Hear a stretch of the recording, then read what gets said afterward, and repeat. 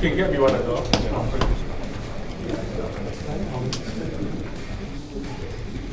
Robert, oh sorry, when you done. Yeah, so then I'm happy that we're here. One thing I learned is do everything with a smile on your face and it becomes so much easier. So I'm happy to be here, it's a blessing. Oleksandr Usyk visits and trains with Anthony Joshua ahead of his comeback. This is huge for the heavyweight division. AJ is now learning firsthand from the man who has defeated him twice, as well as Dubois. Usyk's presence is more than symbolic. It's a masterclass in skill, strategy, and ring intelligence that could redefine Joshua's approach for his comeback. It's tough. It's not easy. It's not easy. Yeah. It's not easy, absolutely. Anthony Joshua's excitement is palpable as he trains alongside Usyk, a man who has twice defeated him. The energy is infectious. The gym buzzes with focus and anticipation. This reunion is more than just sparring. It's a tactical exchange, a chance for AJ to study the mind and movements of a master while sharpening his own skills. you greet him, yeah. Yeah, he's looking good, man. He's looking good. Everyone's in good spirits because big time boxing is back. After this massive pandemic and this issue that we had, it's great to be back. Usyk's philosophy resonates deeply. In the ring, mental acuity and refined technique eclipse sheer power. Having beaten AJ and Dubois twice each, he brings a perspective few can offer. Every drill and insight in this camp is a blueprint for victory, showing how preparation and intelligence create a true champion. Size doesn't matter. If size matter, king of animal would be elephant. Yeah. But if you wanna, you skill, your mind. Eddie Hearn underlines the strategic advantage AJ gains by training with Usyk. Learning from a fighter who has twice bested him allows AJ to adapt, innovate, and internalize new techniques. This isn't just sparring, it's an opportunity to rebuild confidence, sharpen strategy, and prepare for the high-stakes battles ahead. This isn't the first time he's gone into different environments to learn from different people, and you know, obviously, if that's the case, great people to learn from as well.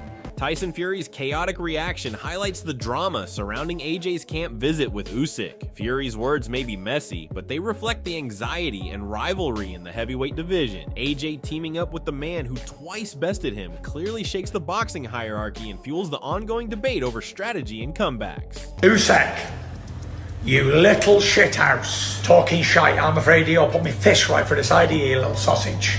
I know the shithouse, that big bodybuilder Joshua.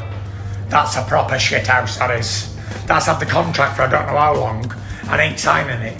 You little sauce. Adam Smith points out the strategic sense behind AJ joining Usyk's camp. After setbacks, fresh insights, and exposure to a fighter who knows his weaknesses could give AJ the edge he needs. Sometimes a shift in perspective is the spark that reignites a champion's journey toward redemption and world-class performance. Move Anthony Joshua into Oleksandr Usyk's camp. Why not? Can it not be? I mean, it has to be. I think he had a good run under Ben Davison before the Dubois fight, and maybe he feels with that loss he needs another slight change. Duke McKenzie warns that AJ's flaws could undermine his comeback if not addressed. While training with Usyk offers immense insight, correcting old habits remains crucial. Boxing isn't just about learning from opponents, it's also about unlearning mistakes that could cost victories at the highest level.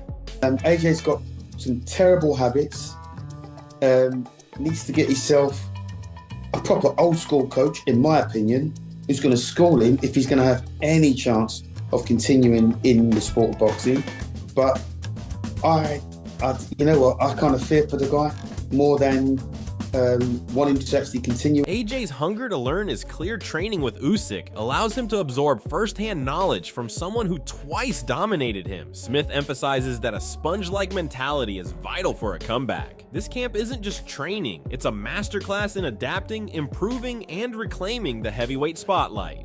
Felt he needed a bit more personal one-on-one tuition, and look, he's a sponge, Anthony.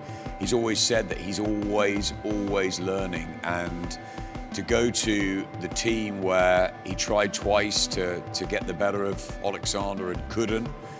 Spencer Brown reminds fans not to discount AJ. History shows he can defy expectations, like against Ruiz. Training with Usyk could be the next step in redemption. Even against top-tier opponents like Fury, AJ has the tools and mindset to surprise critics once again and reclaim his place among elites. and Joshua will be. Tyson will win, and Joshua's got a chance in redeeming himself. Don't write him off. We've written him off before. Virgil Hunter makes a strong point about respecting a fighter's choices. Anthony Joshua's decision to train with Oleksandr Usyk is bold, considering Usyk has defeated him twice. Changing camp shows AJ's willingness to adapt, learn, and evolve, rather than staying in a comfort zone. In boxing, growth often comes from challenging yourself and learning from those who have outperformed you. AJ's career longevity depends on strategic choices like this, and this move signals his focus on coming back stronger, sharpening his skills, and preparing meticulously for his next fights. Fans and critics alike are watching closely, but this is AJ taking ownership of his future. Because Tyson Fury's a fighting man.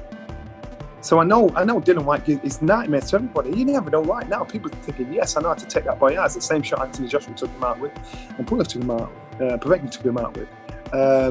But I just think, fight-wise, I'd lean towards Anthony Joshua. Gallagher highlights a key concern: AJ's extended inactivity. Being out of the ring for over a year can seriously affect timing, reflexes, and conditioning. Even a world-class fighter needs to regain rhythm before stepping into major fights. Small tune-up bouts, even 6-rounders in different locations, can help him rebuild confidence and regain sharpness. This is where his work with Usyk becomes vital. Learning directly from someone who has outboxed him twice can refine AJ's approach, correct mistakes, and improve adaptability.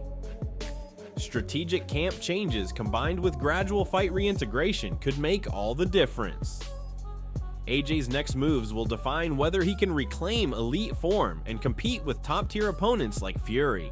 But I think it's because he's been inactive for 12 months, and I think the ring are very much like box rec, that if you haven't fought for 12 months then you're out, and it's up to AJ. Although I do feel, I don't know, St. Lawrence called it the other day, I wouldn't be surprised if AJ goes, I'm fighting on your show, I'm just in a little 6-rounder and I'm fighting in Nigeria. Duke McKenzie underscores the delicate balance in elite boxing. AJ's raw power has always been a defining trait, but repeated battles, injuries, and wear and tear have impacted his punch resistance. Against a technically astute fighter like Tyson Fury, who can exploit timing and capitalize on mistakes, every punch matters. Training with Usyk, who has outclassed AJ twice, could improve strategy, footwork, and defense, potentially offsetting past weaknesses. Yet, readiness isn't just physical. Mental sharpness, confidence, and calculated risk-taking are crucial. This analysis shows that while AJ has the tools to compete at the highest level, success depends on combining experience, preparation, and the lessons learned from facing the best. I think also AJ's got a lot of power still. His punch resistance may be shot to pieces, but you know, Fury's not too far behind him, I don't think. They're both ready to go. So it's a question of who lands first, and Fury's always been quite smart, quite clever in terms of his boxing sort of prowess and ability. So you would expect Fury to maybe nick it. Teddy Atlas touches on an interesting dynamic in boxing today: spectacle versus genuine intrigue. While big fights like Joshua versus Fury attract huge crowds and generate massive revenue, Atlas suggests that some of the excitement, the zing, has faded. Fans still come out in loyal numbers, especially in the UK, because they love the sport, but the aura surrounding certain high-profile bouts can sometimes feel commercialized rather than purely competitive. For AJ, training with Usyk and preparing for a comeback is more than just filling seats. It's about proving himself inside the ring. The narrative of redemption, adapting strategies, and facing top-tier opposition again adds credibility to the event. Fans might be skeptical, but the potential for an epic showdown is still very real. This fight could redefine perceptions, both for Joshua and for boxing's top-tier landscape. Listen, God bless them. They're going to make more money. They're going to fill Wembley Stadium up, I'm sure, whatever. God bless them. But to me, it's lost. It's lost its zing. It's lost its luster. I mean, but that's me.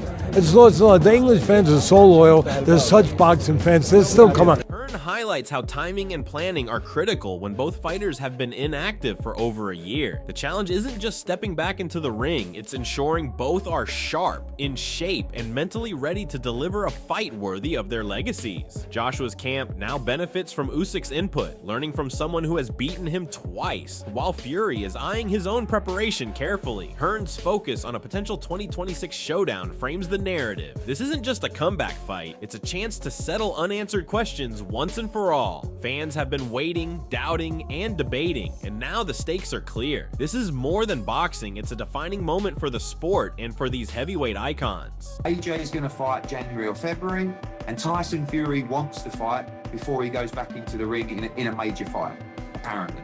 And I would think so as well. They've both been out of the ring for what will be over a year. Let's get this fight made back end of the summer 2026, and we can settle it. Fury cuts straight to the heart of the matter. This fight is as much about legacy as it is about money. He's been chasing this matchup for years, and the public's demand adds pressure and legitimacy.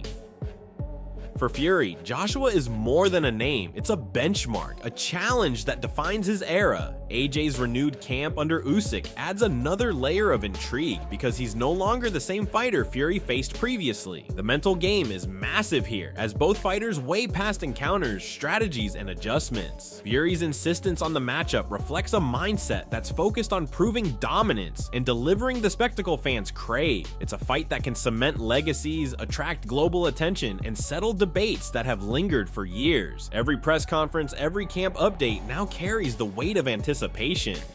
I need that Joshua fight. We have been trying to make that fight for years, right? Why do you need that fight? Because it's the fight that people want to see. It's the fight that Johnny Nelson provides a measured perspective on Joshua's prospects. While some might overestimate Fury's dominance or recall AJ's past struggles, Nelson reminds us that boxing is unpredictable. Joshua has power, skill, and now the advantage of training under Usyk, a man who knows his weaknesses firsthand. Fans may assume strategies are obvious, but inside the ring, execution is everything. Nelson still leans towards AJ, reflecting confidence in his adaptability and mental toughness. This comment highlights the nuanced narrative. A fighter can be beaten twice, yet still have a roadmap to redemption. Joshua's camp adjustments, experience, and renewed mindset could make the difference in a high-stakes encounter with Fury. The fight remains tantalizingly open-ended, with both history and preparation in play. Because Tyson Fury is a fighting man. So I know Dylan White is nightmare to everybody. You never know right now. People are thinking, yes, I know how to take that boy out. It's the same shot Anthony Joshua took him out with, and Pulev took him out, Povetkin took him out with.